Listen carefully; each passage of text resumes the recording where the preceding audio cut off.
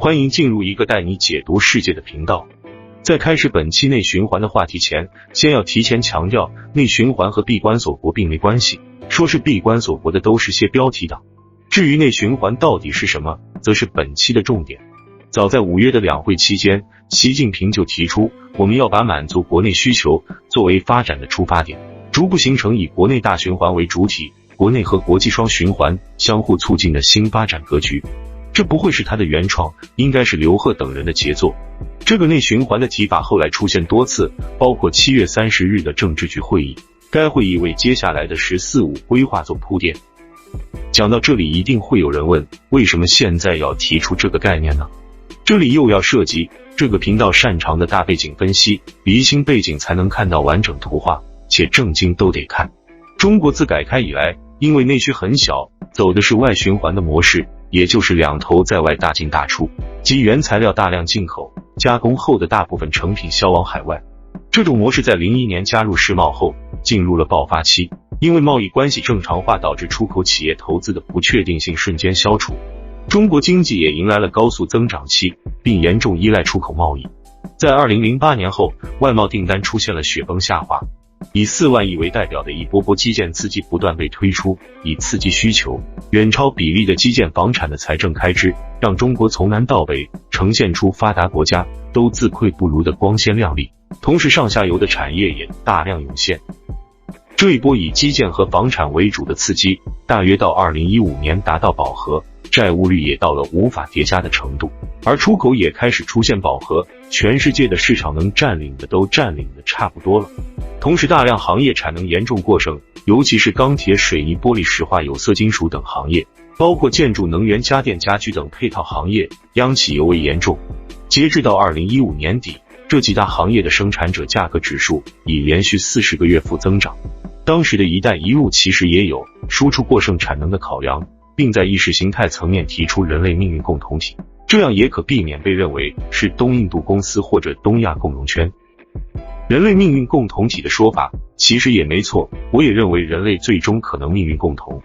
但是各国明眼人，尤其是国际关系界都看到，红色政体完全不同先不谈，一尊对内的严格审查和天网监控，搞政敌、搞律师、搞异议，在教育营和香港的那些事，再加上修宪和对外的那些迫使，党的价值体系与21世纪尊重平等和自由的世界价值观显然格格不入。这样的命运共同让人不免产生怀疑和警惕。我在过去的节目里也说过多次，大约从18年修宪开始，过去20年的西方熊猫派彻底失去了市场，取而代之的是遏制派或屠龙派。这股逆流在2年的贸易战中得到加强，并在国安法后和疫情间达到顶峰。双方的不信任和价值冲突已接近冷战，不清楚的朋友可以看看我讲冷战的视频。而过去放心的把产业链转移到中国，也正是基于基本的信任。你如果看看江朱胡恩对内对外的言行就会明白，否则就算是成本再低，也不会饮鸩止渴。此外，处于同样的道理，中国也不放心供应链在美国，去美国化从10年前的思科、微软、甲骨文就有，也害怕哪天被掐了脖子。没了信任，连买卖都困难，更不要说交朋友。国际关系其实和人际关系也很像。最近金灿荣们不断旁白抗议，遏制中国的发展，这话只对了一半，遏制确实是事实。但他们始终不敢说的是，如果你从对方的角度来看，面对辛伯列日涅夫，而且是远超苏联的体量和科技经济实力，遏制就成了必然，而且遏制的越晚，被捆绑的越深，未来会更难办。党内高层当然也意识到了这种大趋势，要么带领中国人民拥抱世界，要么对方被自己同化，但哪种都做不到。过去20年的舒服日子不再继续，尤其是欧美日市场还硬把印度推到敌人的一边。至于一带一路的国家，经济总和加起来还不如日本，短期难以指望。于是这就有了5月份的官方内部战略报告，称目前的国际形势为89后最严峻。而在4月份，玻璃大王曹德旺就称，疫情后供应链去中国化或成定局。继早期安倍库德洛宣称补贴数十亿美元，让企业撤出中国，各种消息不断。英国等欧洲国家提出欲摆脱对华供应链依赖，日本、印度、澳洲提出供应链重组，美日欧台最近又联合讨论供应链脱钩，欲寻求相同价值国家供应链整合。这些动作说白了就是脱钩，当然，我并不觉得供应链说拖就可以拖，过去20年无论是产业生态还是技术积累，不是2-3年就可以完成脱钩，而且成本也是问题。然而信任的时代已经过去，安全和信任的成本已盖过人工成本。当年没有人敢把供应链部署在苏联或朝鲜，哪怕成本再便宜，产业再齐全。而且就算是拜登上台，也会大概率重新加入另起炉灶的跨太平洋伙伴协议。简而言之，以前的开心做生意、放心采购和供应的好日子已经结束。5G 也是一个鲜活的例子。欧美日就不说，越南、新加坡率先排除了华为，因为他们更懂党，更不信任。另外，这里也不是说出口就此拦腰砍断从此归零，而是说继续增长很难，毕竟经济看的是增长，停滞意味着经济萧条。同时，华为和抖音的案例已经很明显地告诉我们，以后稍微带点技术含量的复杂点的电子通信类产品，甚至包括地铁和自动驾驶，全都很难被信任。而中国出口美国和世界的超半数的产品均为此类产品。我以前也说过，中国出口企业全都会成为牺牲品。此外，还有一个看点值得注意，亚洲周边的一些国家地区如日韩台，其对华出口接近一半的为机械电子类，这并不是什么成品，而是零部件，其中就包括芯片。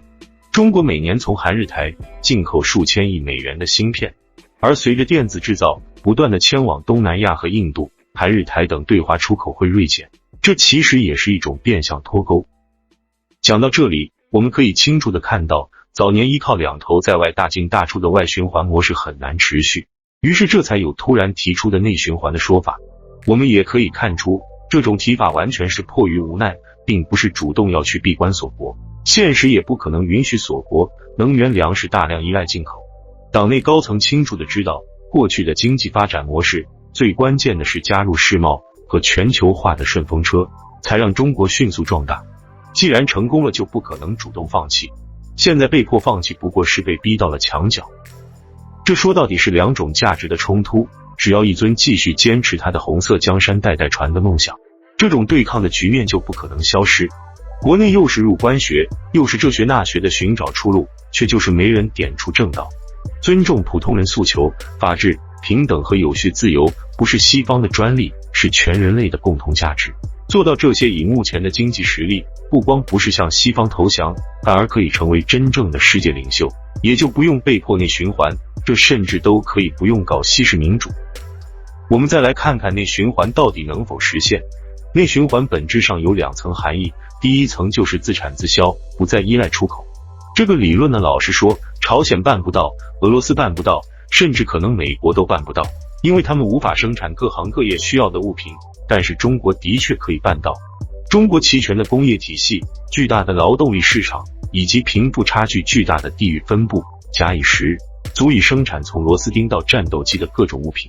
第二层是科技不再依赖进口，但是这里有两个方面的问题。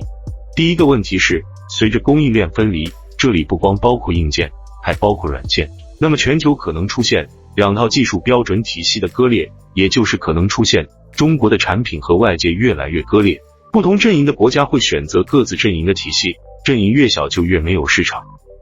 第二个方面在于需求，我们在内卷化的视频里有过详细的分析，这里不细讲，只说结论。目前中国的消费占经济的比重远低于很多国家，在2017年这个比重只有 37%， 远低于欧美的 60% 到 70%， 以及日韩的 50% 多，甚至低于印度和巴西。换句话说，你以内循环为主，但百姓却没钱消费。这个问题的根源在于广大的劳工群体的地位极端低下，不光在工资上被人为压榨，和付出远不成比例，在立法层面也没有政策立法的偏向和代言，同时政府的税收在分配也远远不足。教育、医疗、养老三座大山，对大部分人来说一直存在，消费能力严重受限，很多人仅剩的消费能力也被房贷绑架。我在视频里提出的方案是让立法层的人大以及帮工人和资本议价的工会真正运作，因为你的目的很简单，就是要让老百姓有钱，而老百姓的收入无非就来自两个部分，工资收入和转移支付，转移支付也就是社保等福利。我们在未来只需要观察几个指标。第一，工资是否会出现全面的、有意义的大幅上涨， 996等剥削制度是否会消失？第二，房价是否会稳步下跌？第三，财政支出用在教育、医疗、养老、社保的比例是否会大幅增加，而不是只比印度高2多个百分点？这3个指标决定了内循环的成败，否则就会和供给侧改革一样虎头蛇尾。以上就是关于内循环的简单梳理，感谢大家的收听收看，希望能有帮助。